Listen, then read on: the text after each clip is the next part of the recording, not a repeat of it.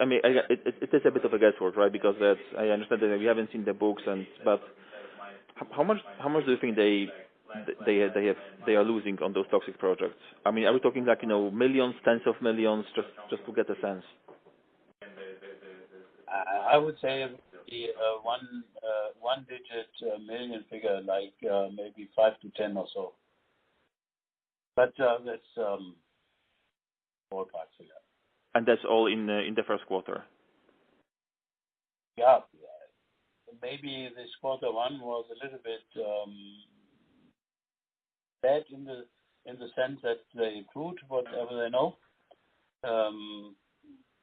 But that can be in. You typically have only 2-3 projects or maybe 5 projects which are really going bad. And then you maybe lose 1 or 2 million, and this is really so. If you lose 10 million over a year on large projects, that I would say this is already a loss, a lot. Yeah, got it. And just switching gears on commodity prices, right? So just looking at let's starting with copper. Because again, I'm trying to understand what you should expect on the margin side. So last year, 2017. So actually, 2016. Is copper a relevant metal for them, or we should talk about aluminum? Because the story will be similar, I guess. But both. Copper aluminum is the main material for all the HVAC and refrigeration. For some power heat exchangers. So these are the two where copper aluminum is the main material. Yeah, but I mean, yeah. So okay, so let's talk aluminum. Let me just get the prices up. Okay, so aluminum price. 2016 was generally lower. So 2016 was about $1,600 a ton. Then in 2017 we've seen quite a bit of a rally. So it went from about 1,700 at the end of the year, at the beginning of the year, to 2,200.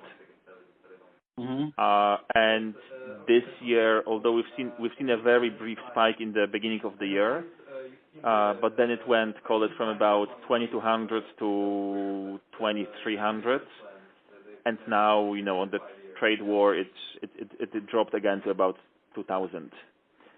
So if we see this sort of commodity, this sort of metal price profile, I mean, I would expect that when you have a sharp growth in the commodity prices, that's probably bad for margins. Is it the right way to think about it?